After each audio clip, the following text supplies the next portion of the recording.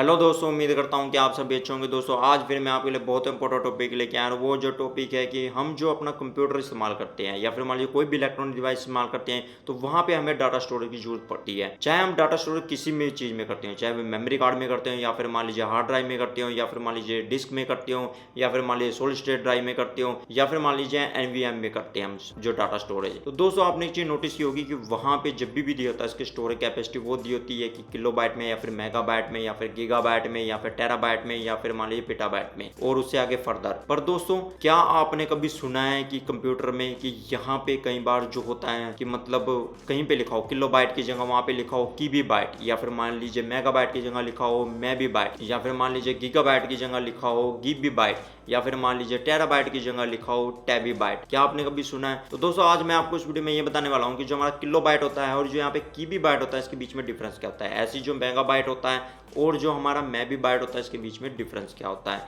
ऐसे मैं आपको ये बताने वाला हूँ कि जो गीगाबाइट होता है और यहाँ पे जो गीबीबाइट होता है इसके बीच में डिफरेंस क्या होता है। तो ये सब चीज़ जानने के लिए आप वीडियो को लास्ट तक दिखते रहिए। तो देरी ना करते हुए शुरुआत करते हैं।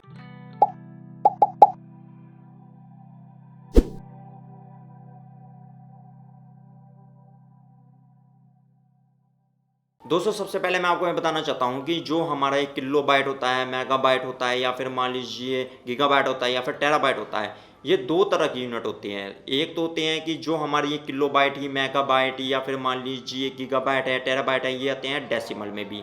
और ये जो सेम है ये बाइनरी में भी आते हैं। अब दोनों इन दोनों में डिफरेंस क्या है सबसे पहले ये समझते हैं। दोस्तों जो डेसिमल में होता है, जैसे मान लीजिए यहाँ पे किलो का मतलब हुआ, जैसे हमारे होता है एक किलो में 1000 ग्राम हुए, तो यहाँ पे जो किलो है वो जो डेसिमल में 1000 को शो करता है। जैसे मान लीजिए यहाँ पे 1 किलोबाइट है जो 1000 बाइट के बराबर हुआ। अगर हम इसी को सेम बाइनरी लैंग्वेज में ले जो कंप्यूटर की भाषा में, तो वहां पे जो 1 किलोबाइट होता है वो होता है 1024 बाइट के बराबर। ऐसे ही जो मान लीजिए मेगाबाइट हुआ जो हमारे डेसिमल में हुआ वो हुआ जो 1000 मल्टीप्लाई बाय 1000 बाइट के। तो ये जो हुआ हमारा डेसिमल में, क्योंकि जैसे मैंने आपको बताया कि यहाँ पे जो डेसिमल में मतलब होता है 1000 मतलब बाइट्स के रूप में, और जो हमारा बाइनरी में होता है मतलब 1 मेगाबाइट वो होता है 1024 की पावर 2 मतलब 1024 मल्टीप्लाई बाय 1024। तो यहाँ पे आप देख सकते हैं कि अगर जो हम उनका रिजल्ट देखें दोनों का मतलब मेगाबाइट में 1 मेगाबाइट और जो 1 मेगाबाइट बाइनरी में होता है, तो आप देख सकते हैं उनकी जो कैलकुलेशन ये आती है। और अगर हम दोनों के बीच में डिफरेंस देखें बाइट्स का कि बाइनरी और डेसिमल के बीच में डिफरेंस देखें कितने बाइट्स का डिफरेंस है, तो आप ये देख सकते हैं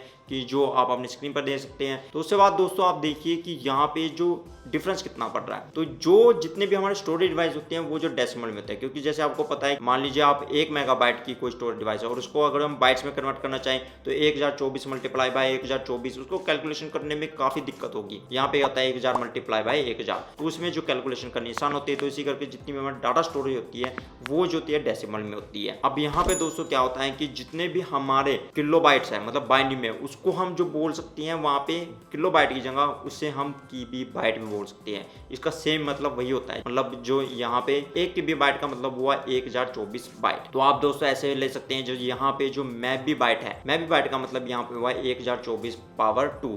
ऐसे ही आप जो ले सकती हैं, जैसे हम गीगाबाइट बोलते हैं डेसिमल में और जो हम बाइनरी में बोल सकते हैं वो बोल सकते हैं जीबी बाइट, और जीबी बाइट का यहाँ पे मतलब हुआ 1024 की पावर 3। ऐसे दोस्तों आप टेराबाइट का ले सकते हैं, वहाँ पे जो टेराबाइट होता है मतलब टेराबाइट डेसिमल में ले तो वो जो होता है 1024 की पावर 4, और यहाँ पे जो होता है मतलब जो बाइनरी में ले हम जो टेबीबाइट होता है वो होता है 1024 की पावर 4। तो ये जो है बाइनरी लैंग्वेज में जितने भी होते हैं हम वहाँ पे जीबी, जैसे मान लीजिए मैंने बताया कि गीगाबाइट की जगह जीबी बाइट का इस्तेमाल करते हैं, और जैसे मान लीजिए टेराबाइट की जगह वहाँ पे टेबीबाइट का इस्तेमाल करते हैं। ऐसे आप फर्दर ले सकती हैं तो उसमें उनकी जो पावर बढ़ती चल जाएंगी। जैसे मान लीजिए कि हम पीटाबाइट लें तो वहाँ पे 1000 की पावर 5 होगा, और यहाँ पे जो बाइनरी में होगा मतलब टेबीबाइट में वहाँ पे होगा 1024 की पावर 5। तो आप ऐसी फर्दर दे सकते हैं, जैसे हेक्साबाइट हुआ तो वो हुआ 1000 की पावर 6, और ऐसे आप बाइनरी में दे सकते हैं जो एक्सबी बाइट होता है उसकी जो 1024 की पावर 6। ऐसे ही आप जीटाबाइट की दे सकते हैं जो डेसिमल में